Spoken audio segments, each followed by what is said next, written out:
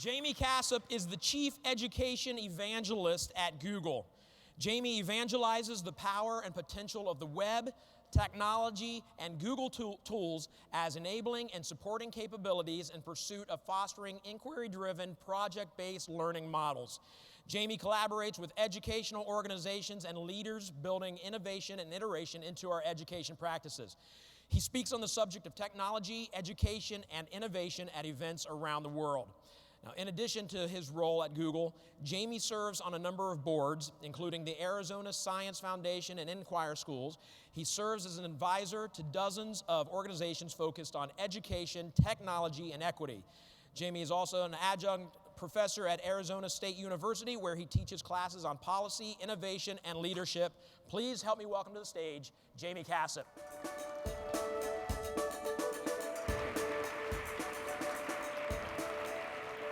So when they were doing the, in the morning, we were getting ready for this, and she was, Catherine was going through the list of the show things and things that we want to do. And so she was saying, we're going to intro, we're going to start, voice of God, and then he's going to come up and do his magic. And I thought he meant, like, you know, magic as presenting, not actual magic. So that was cool to watch.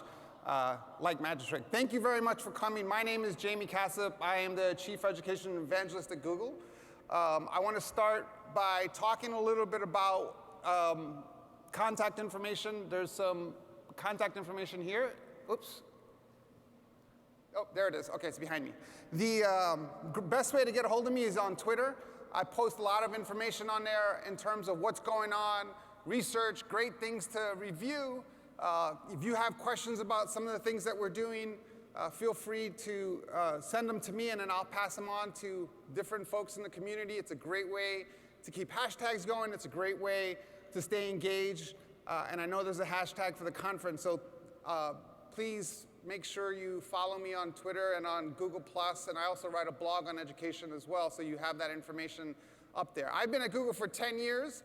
I've been working in the education space for that time. I was involved with launching Google Apps for Education into the university space, and then in K-12, and then part of the Chromebook team, and then part of what we're doing now with Expeditions and all the other things. And I have a couple of teammates here. We have a booth over back there on the left side, so make sure you go back there and visit Andrew and Alex, who are doing demos. They're doing a whole bunch of things, so I wanted to make sure you have that on there. Besides that, we also have a great website that has a bunch of materials. So if you haven't visited our website, we have a bunch of resources for professional development, information about different programs that we have, and certification programs that are available. So just wanted to kind of throw that out there and make sure you had information about that.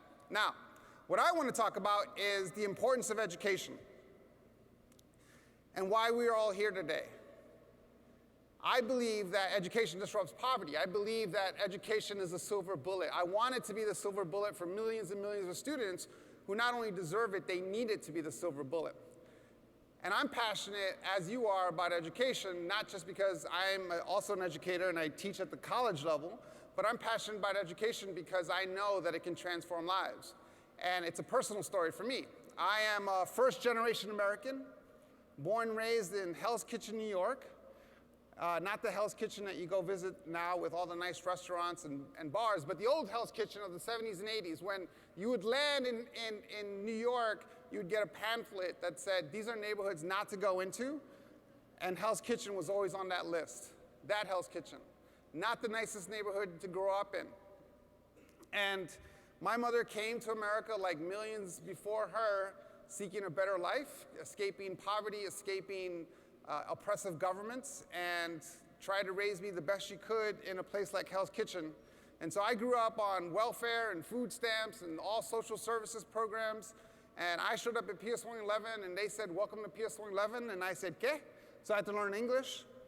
And to get out of a community like this, education was the way to do that.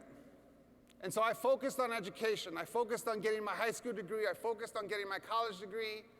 I focused on getting my master's degree, and here I am standing in front of you, 10 years at Google, 7 years at Accenture, and everything else that I've been able to accomplish.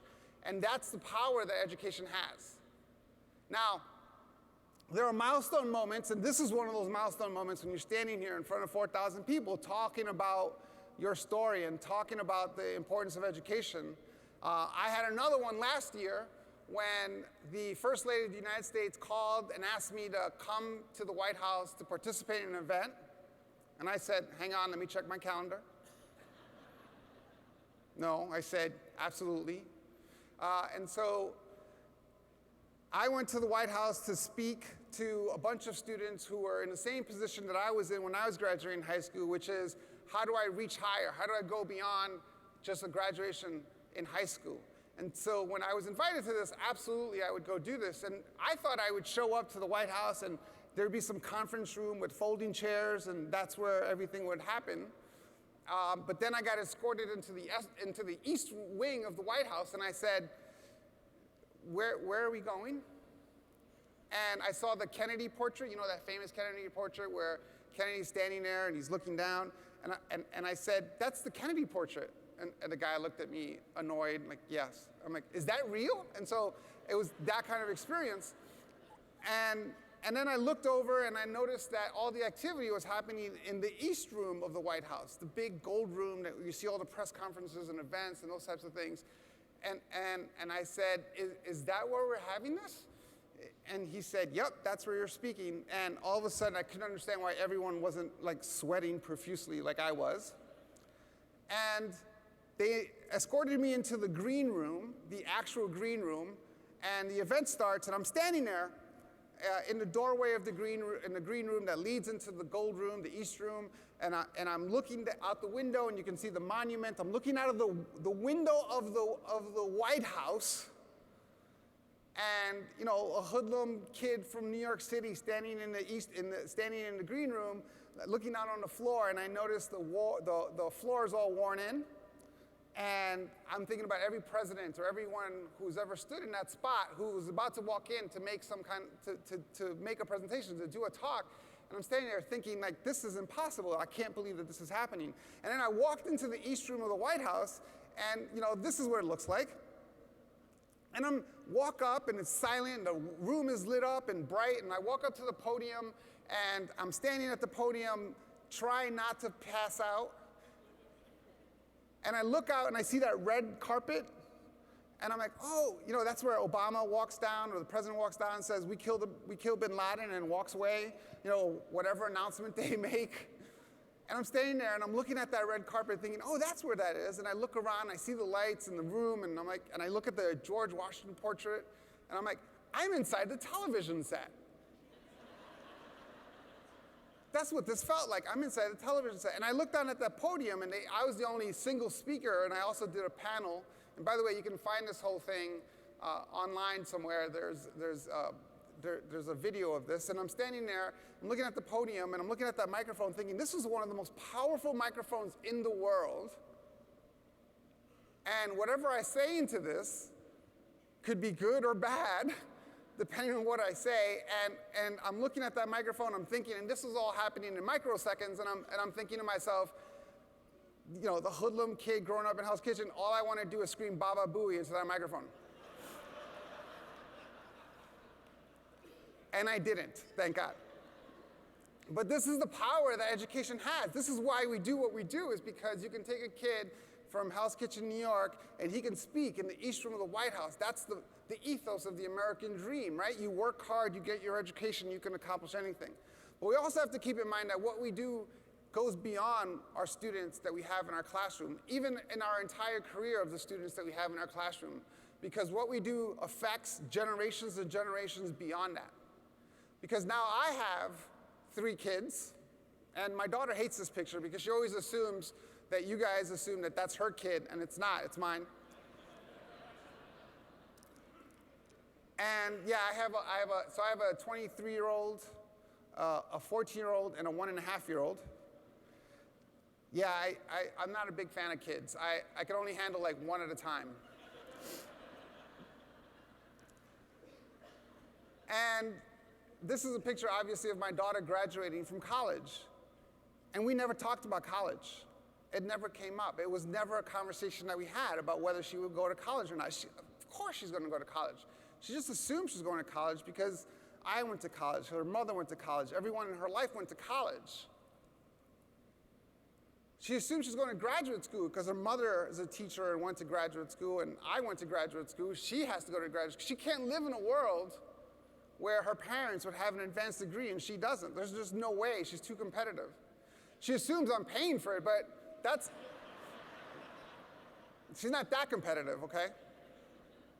Now, that's the power that education has. And, forget my 14-year-old, he's doing amazing work. Their perspective, their point of view, what they see in front of them is fundamentally different than it was for me. That's the power that we have. So we have the power to affect kids that we will never meet in our entire lives.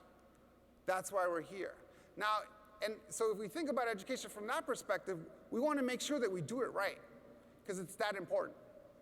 We want to make sure that we're focused on the right stuff. Now, I'm not a fan of education is broken, we need to transform it, we need to fix it. I get that rhetoric, but that's not how I want to focus on this. I want us to think about education the same way we thought about education 100, 150 years ago, and ask ourselves, what's the right models of education that we need for the economy that we're facing? Simple question. 150 years ago, we created an education system that was perfect for industrial revolution and manufacturing industry that was in front of us, and we did amazing things, right? The education that we do today is amazing. In 1910, the graduation rate was 8%. We are now pushing 81% as a nation. The content that we teach our kids is 1,000 times stronger and better than it was 100 years ago.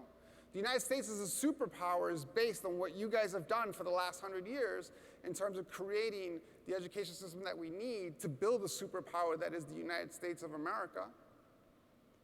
We have to do the same thing again for the new economy. An economy that's globally connected, network-based, knowledge-based. What is the right education model for that? And that's what we want to make sure that we're asking when we think about what does the future of education look like. Now, when we think about technology, and this is a technology conference, so let's talk about technology, something striking has happened in our lifetime. Because for most of history, where you were born, the proximity that you had to libraries, to books, the family you were born into, these were the factors that determined your academic success. The closer you were to a book, the more education you had. It was simple, and it's still like that in many parts of the world. This is the Columbus Library on 51st Street and 10th Avenue. This is where I grew up. This is the library, my resource center for my information, or what I needed when I was in school.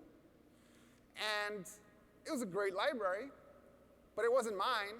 It was shared by everyone who went to PS 111, PS 51, PS 17, PS 45, Sacred Heart, Holy Cross, and everyone who lived in Hell's Kitchen. That was our library. And it would close at 5 o'clock in the afternoon, and basketball practice went to 4:45, 4:30. It wasn't open on the weekends, or at least on Sundays, it wasn't open at all.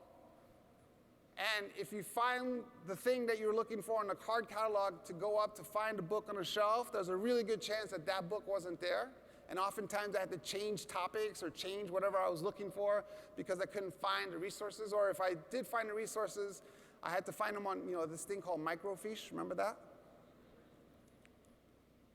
This was how I had access to information. This is how I had access to the knowledge base of our world.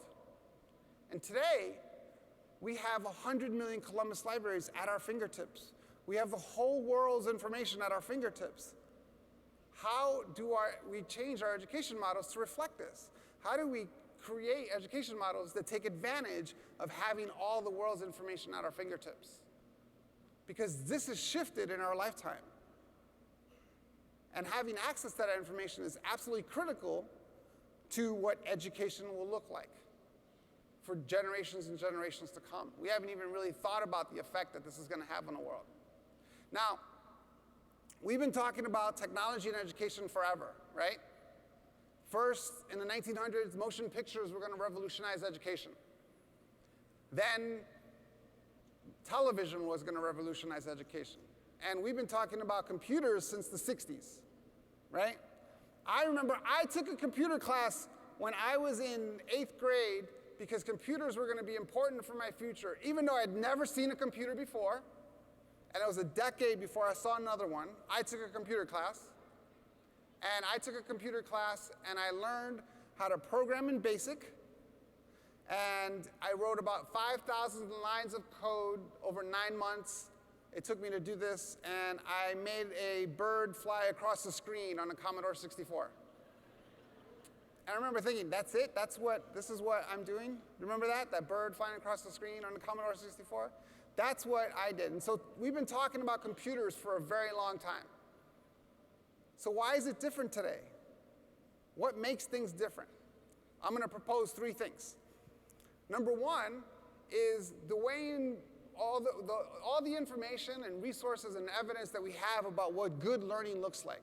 We have been able to collect amazing evidence and research about what good learning is over the last 25 years. The things that we've learned about the human brain, about learning, about how we retain information, how we process information, how we collaborate, all these things, amazing. And we're still building that library, but we've been able to collect some amazing information over the last 25 years about how to make learning engaging and relevant, how we can personalize it, how we can make it personal. All these things that we've been able to collect, we haven't been able to bring to life because technology wasn't at the point where we could take advantage of it. I think today, technology is at the point where we can start looking back at that research and start asking ourselves, how do we bring these ideas to life? How do we take the technology that we have and start bringing all that research to life? So that's 1. 2 is the way in which technology has wrapped itself around the core of our lives, and we don't even recognize it anymore. We don't even realize it. For example, unlike when I took a computer class, when I had never seen a computer, never used a computer, computers are part of our everyday life today. And technology has wrapped itself around our lives, and we haven't even recognized it. For example, how many of you have not used technology today? Right. There's at least one person usually who leaves their phone in the car or something, or on their desk. How many of you have not used the internet today? There's usually one person who says, yeah, nope, I haven't. I just checked my email. Because they think the internet's like the web browser. How long did that take us to get to the point where you can have 4,000 people in a room and no one raises their hand when you talk about the use of technology? I mean, the iPhone is what, 7, 8, 9 years old? The Chromebook is 3, 4 years old. The iPad is 5 years old, however old it is. I mean, think about that. How long it took us to get to this point. Do you remember we used to have to call the internet? Like place a phone call to the internet with our home phones. And the internet was busy? And you were okay with that? Yeah, I just tried to call the internet and it's busy, so I'll just call back later. Right? And what's our expectation today? Right? Instantaneously. And what was our reward when we got online, when we used to have to call the internet with our home phones? It was a bunch of pages with words, with links to other pages that had words, to links to other pages that had words. And you were excited about that. And every once in a while, someone would post a picture, and you'd be like, oh my God, there's a picture coming. Seriously, just stand here for half an hour. There's a picture coming. And what's our expectation today, right? Instantaneous. I get frustrated using technology, using the internet, while I am traveling at 535 miles an hour at 40,000 feet. I've seen educators, teachers, the most patient, the most understanding people in the world. I've seen you turn into a mob at conferences if the web is too slow or if technology wasn't working. Right? Our expectations have changed about how technology is part of our lives. And if that's true for us, what does that mean for a generation of kids who are growing up without knowing that the world existed before Google? Without knowing that the world existed before smartphones, before technology, before laptops, before all the things that are in our face, without knowing that the world existed before Wi-Fi. Tell a 10-year-old that you're going to go visit a place that doesn't have Wi-Fi. They're like, what? Yes, let's go. I must take places of this ancient place and post it on my Instagram. Like, they're growing up with a different set of expectations around technology because it's part of their lives. Now, it's really important to stop at this point and point out that I am not saying that this generation of kids is different than we are, that somehow they're wired different, and I would be very cautious of anyone who would do a presentation or stand up here and say, this generation is different. They're born with technology as part of their infrastructure somehow, and that they're native to technology, and they can use technology because they're born that way, and they can do 4 things at the same time. They can't. They do 4 things at the same time poorly, just like we do 4 things at the same time poorly. But how they think about learning is different than the way we think about learning. And we almost have to write that down on a Post-it note and put it on our computer screens and remember that, because we tend to forget. For example, my daughter, who I talked about a little bit about before, hates to fly, terrified of flying, hates it more than anything in the world. She's getting better at it. She's actually in Argentina right now, and she had to fly there. So she's getting better at it. But a couple years ago, we went on our summer vacation. Every year we go somewhere different, and because I grew up in Hell's Kitchen, and everything on the other side of the George Washington Bridge was the West Coast to me. So I have to get my kids out there and explore the world. And we went to Hawaii to go explore Hawaii and all the things that Hawaii had to offer.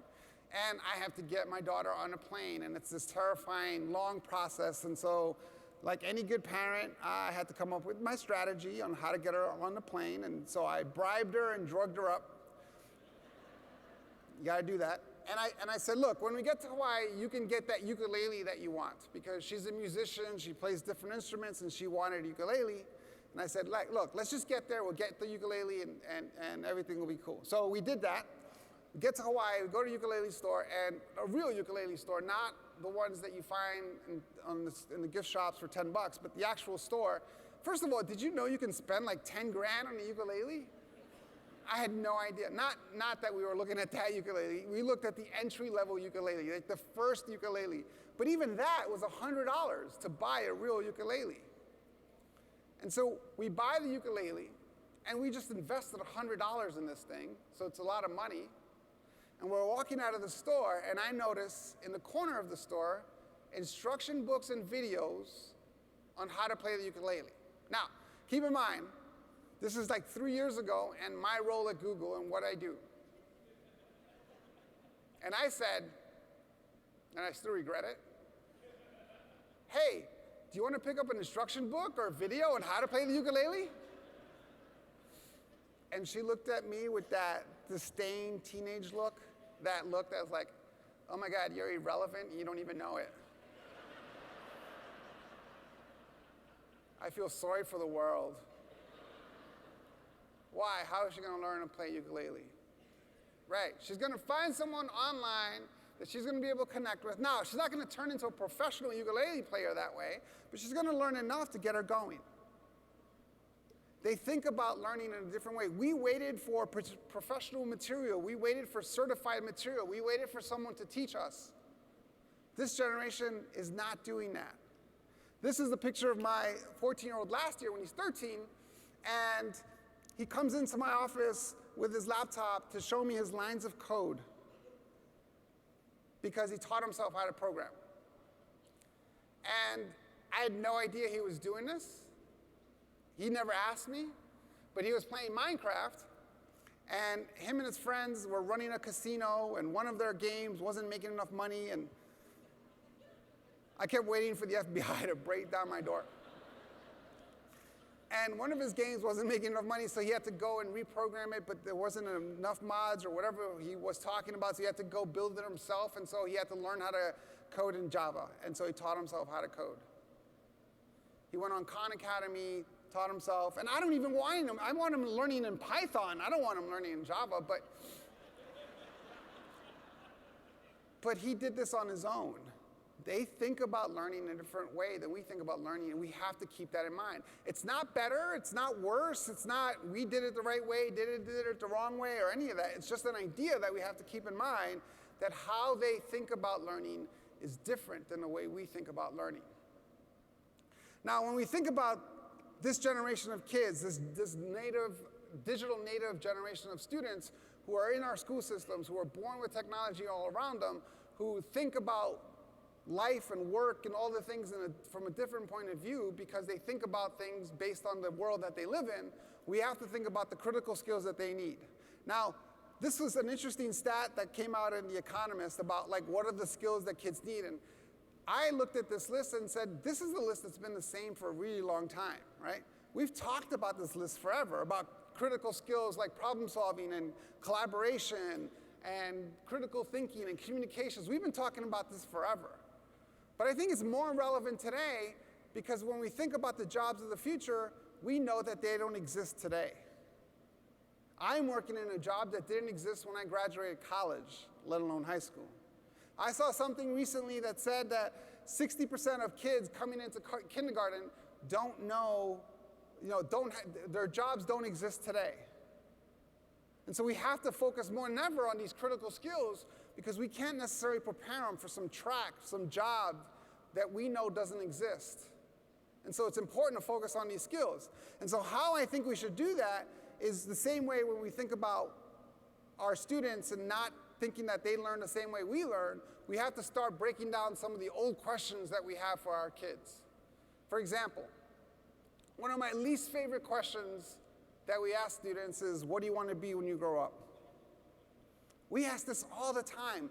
I can't tell you how many people come up to my 14-year-old at events or conferences, because he travels with me sometimes, and they say, hey, what do you want to be when you grow up? How does he know? Number one. Number two, there are jobs today that he doesn't know about, right? Does he know he wants to be a biomedical engineer? Or does he know that he wants to work with sustainable living material to create living structures that move and grow over time? Those are jobs that exist today. Or jobs that he has no idea about. Instead of asking kids, what do you want to be when you grow up, I think what we should ask kids is, what problem do you want to solve? What problem spins in your head? Because then we can ask them a follow-up question. What do you need to learn to solve that problem? What are the knowledge, the skills, and abilities that you need to build to solve that problem? Who's already working on this problem? Who can you collaborate to solve this problem? Now, it doesn't have to be a world-solving problem. It doesn't have to be solving poverty. It could be making cars go faster. It could be making cars drive by themselves, which is a problem that we need to solve. It could be making blenders quieter or vacuum cleaners quieter, which you think is a problem that we would have already solved by now. Every cat and dog in the world would thank us if one person can solve that problem. I hate vacuuming the house because my dog turns into a crack addict that hasn't had crack in 5 days.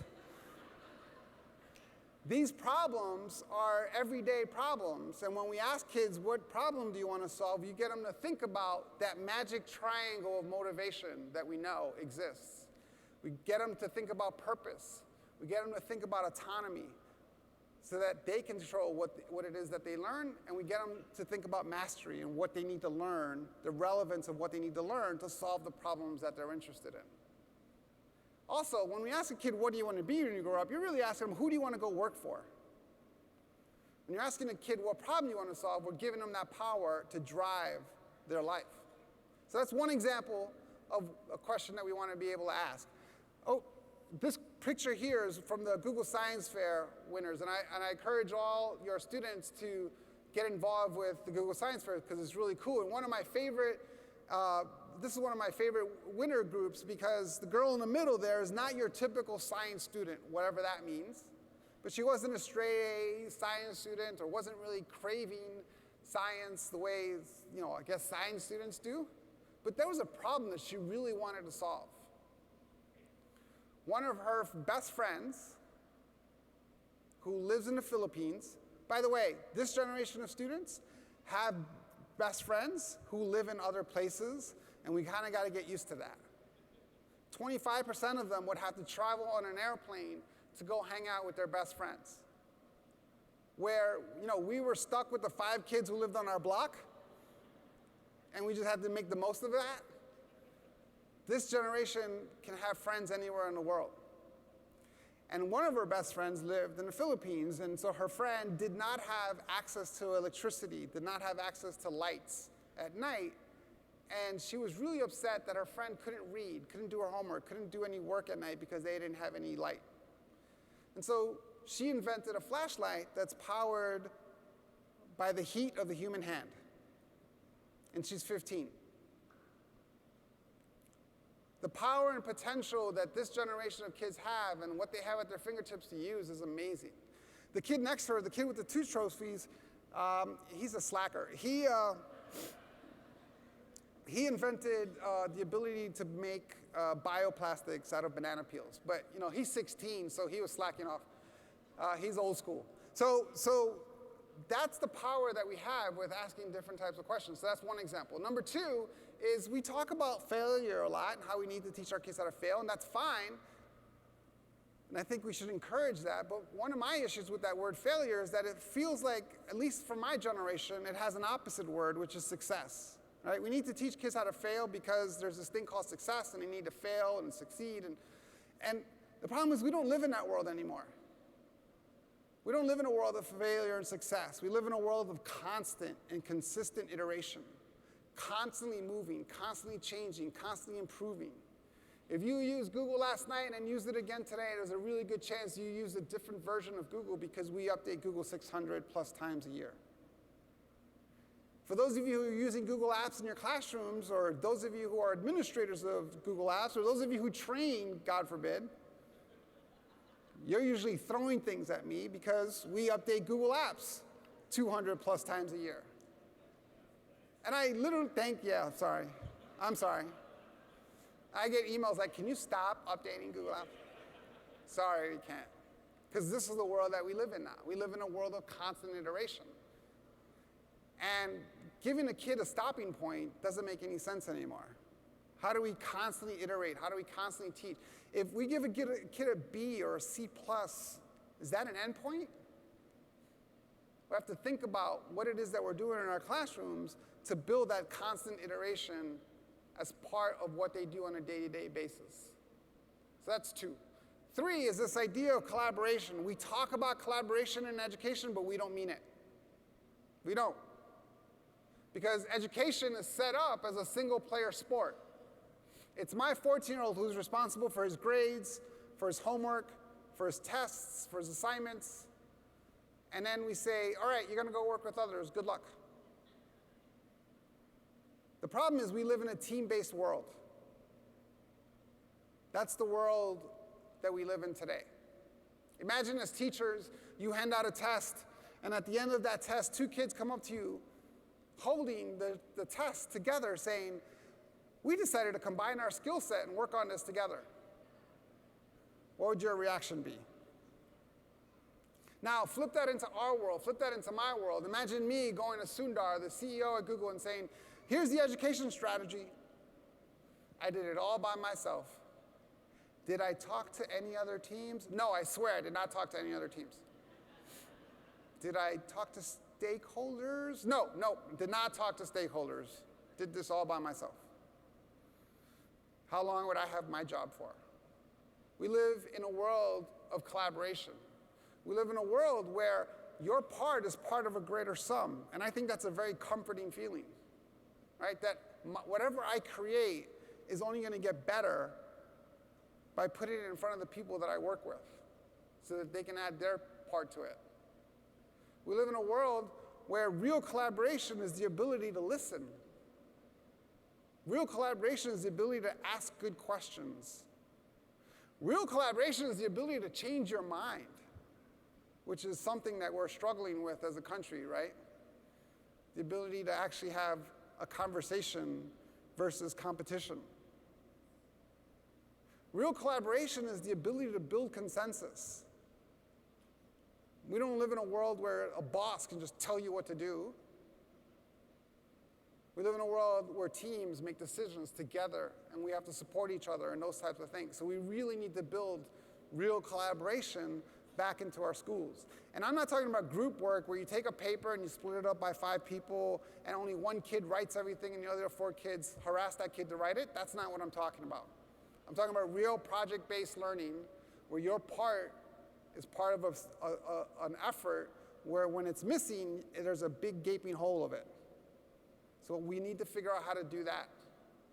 And then we want to make sure that we are building digital leaders and not just assuming because they're born in this world that they know what they're doing, because they don't.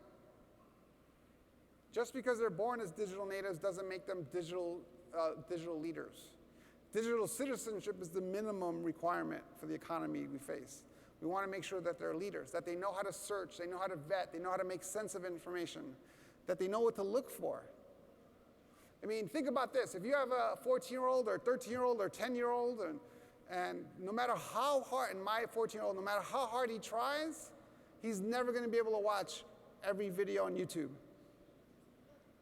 Because 100 hours, the last stat I saw was 100 hours of video gets uploaded on YouTube every minute. Right? The information's coming at us like a fire hose, and we got to teach our kids how to make sense of that information, to understand the right information, the wrong information, the credible information, non-credible information. We want to make sure that they're good digital, that they understand their digital footprint, that they know how to be safe and secure and private on the internet. All of these things. If they're not going to learn this in school, where are they going to learn how to do this? And that's not even getting into the whole consumption versus creation argument, where we want to teach our kids to create things and publish things and build things, not just sit there and scroll. You know, the scrolling generation. I want to make sure we avoid that. Now, how do we do this, right? What is the big message here? For me, and it's very well tied into this conference, is this idea of innovation.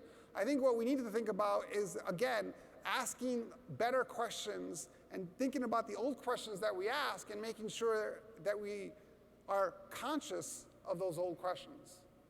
For example, does it make sense to have kids memorize things? Yes and no.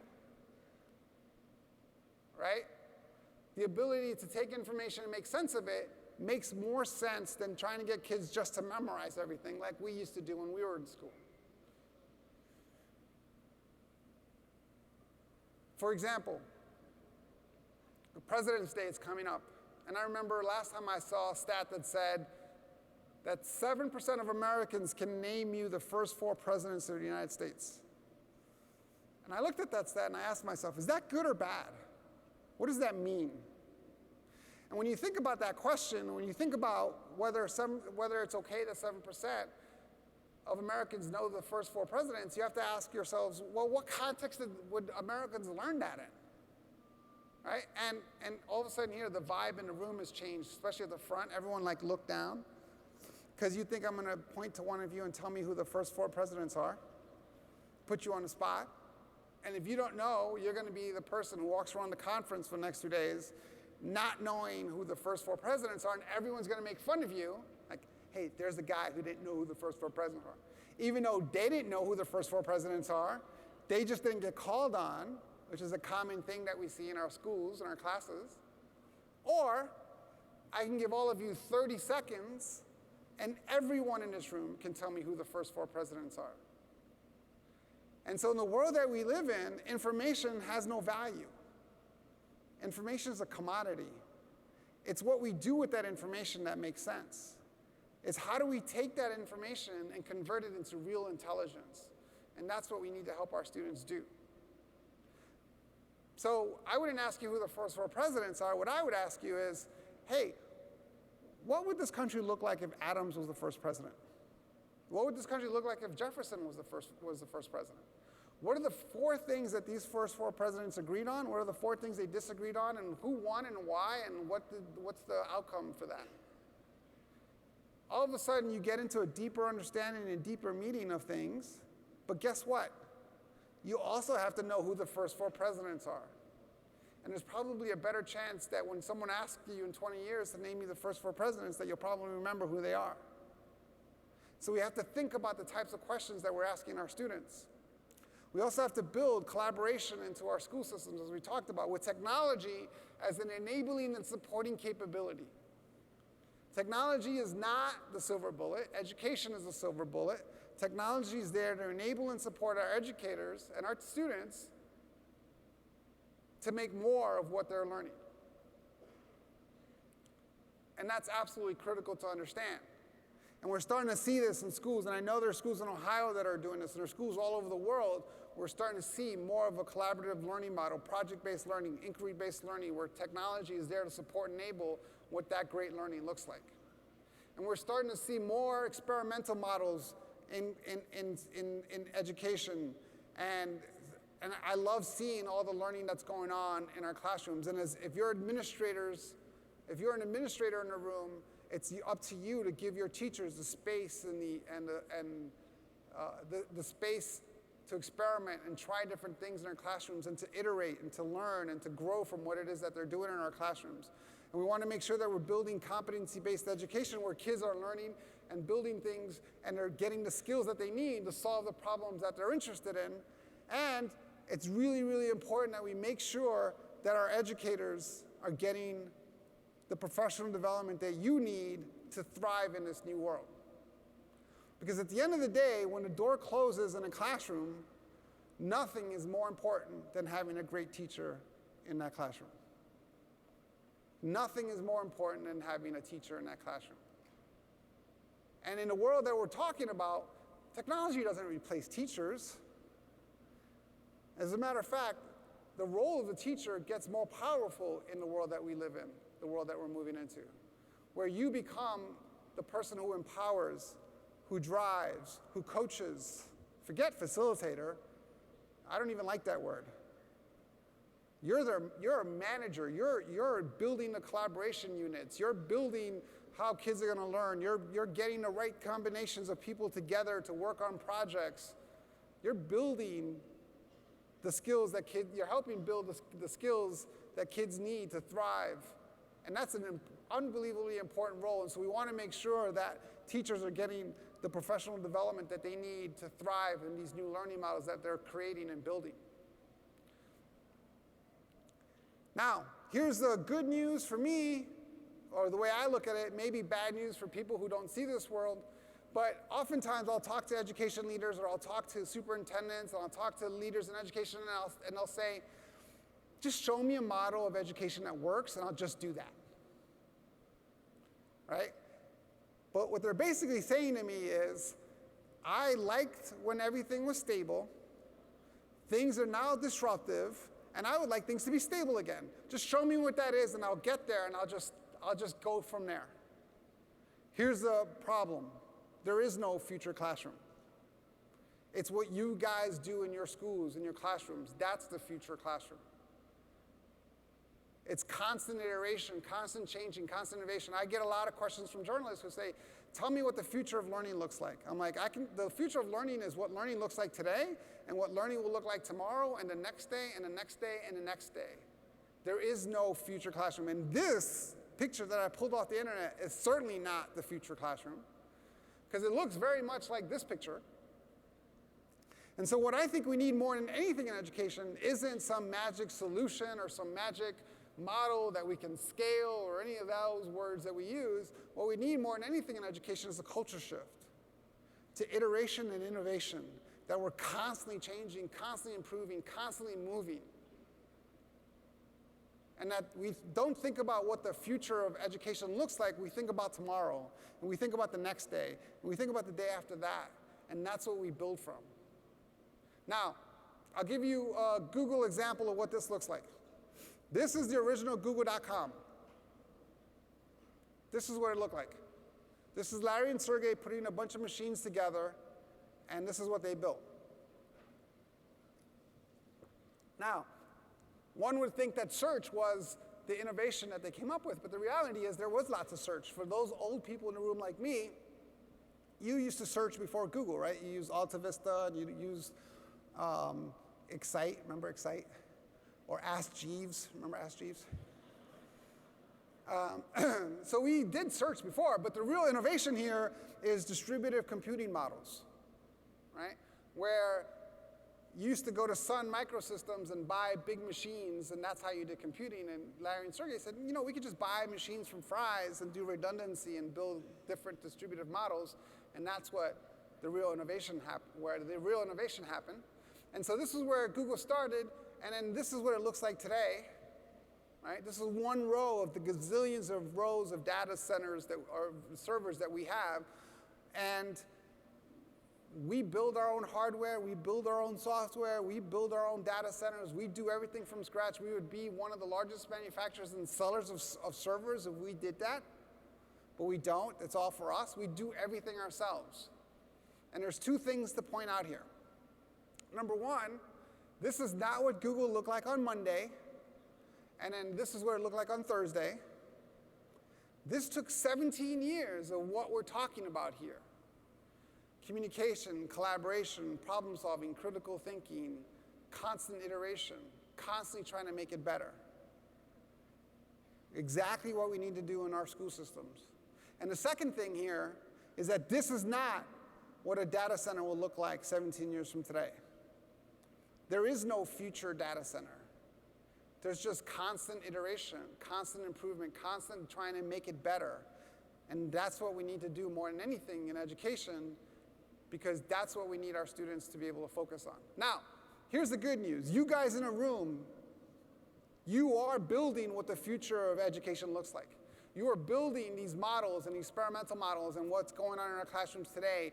And so to me, this is the most exciting time in education history. We haven't had this much excitement in education, from my perspective, since the last 100 years. And what we're building, what you guys are doing, is going to determine what education looks like for generations and generations. But we are just getting started. In 1995, 1% of the world was online. That's it. 1995 wasn't that long ago. It took 10 years to get to the first billion people. It took 5 years, half the time, to get to the second billion, and 4 years to get to the third billion. And yet, we are only at 40% of the world being online. We're still at the very, very beginning of this. This is a picture of a group of us who had a crazy idea in Phoenix, Arizona, where I live.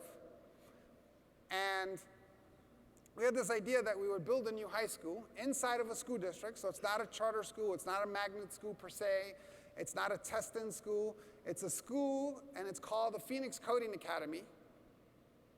And I pitched this idea about 1.5 years ago, 2 years ago. And what we were going to do is we were going to do learning from a different perspective.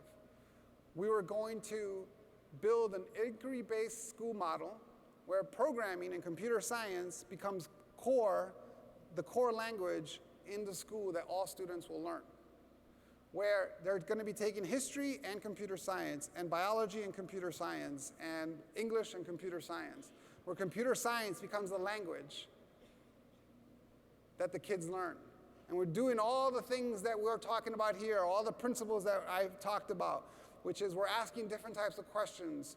Every time we ask a traditional question, we ask what's a more modern question.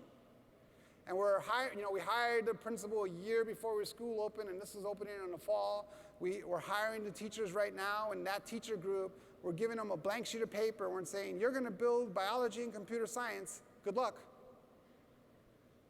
And we're giving them, and we're empowering them to be able to do this, and we're building this, and we're not going to be looking at kids' grades that come into our school. We're going to be looking at their passion.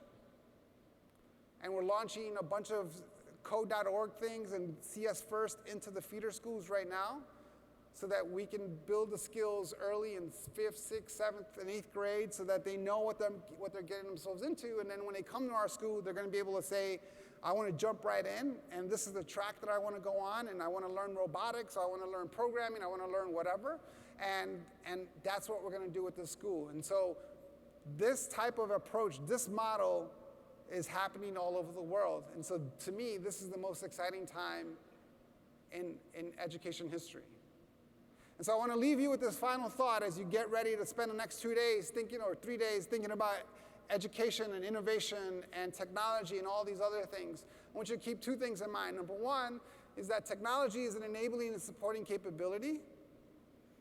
And if all we do is take technology and put it on top of our current processes and systems, then maybe all we've done is taking old education and made it faster and more efficient. And instead, asking ourselves, what else could we be doing with technology? What's the next question? How do we bring it to the next level? How do we build a culture of iteration and innovation and keep moving it forward? Because this is the second point. I want you to think about a 5-year-old. And then I want you to think about whatever technology you have in your possession. When I asked you how many of you have not used technology today, whether it's your smartphone, whether it's your iPad, your tablet, your Chromebook, or the new iPad Pro, the one that's like this big. I live in Phoenix. I can't wait to go to the Grand Canyon and see people at the Grand Canyon like taking pictures like this. For me, it's the Nexus 6P, which like 8 people have, right? This is like hot off the press technology, right? I want you to think about this technology, this hottest, latest technology, and that 5-year-old, and realize that this is the worst technology that 5-year-old will ever see in their life. This is their Commodore 64. They're going to, in 20 years, they're going to be 25, they're going to be shopping for things in a thrift store, because, I don't know, that's what 25-year-olds do. And they're going to find this in a 50-cent box. And they're like, oh, I want to take this, I want to buy this. Because they're going to want to take it home and put it on their shelf like a museum piece, the way we take old technology and put it on our shelf like a museum piece, right? For me, it's a StarTech 3000. I have one hanging on my shelf, which is a phone that's like 20 years old, but it's sitting on my shelf like a museum piece. And they're going to do the same thing. And they're going to remember, they're going to think, oh my God, my dad used to have one of these. Oh my God, guys. I don't know, that's how 25-year-olds talk. He used to have to plug this into the wall like every day. And he would just be standing there and there'd be a cord coming out of it. Those are the 5-year-olds who are coming into our school system. Those are the 5-year-olds who are going to be facing some very serious challenges and problems to solve as we move forward in this world.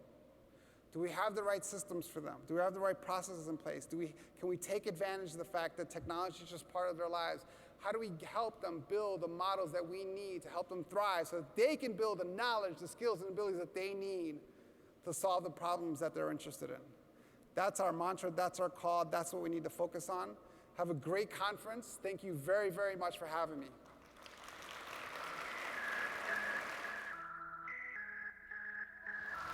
Keep it going for Jaime Casap.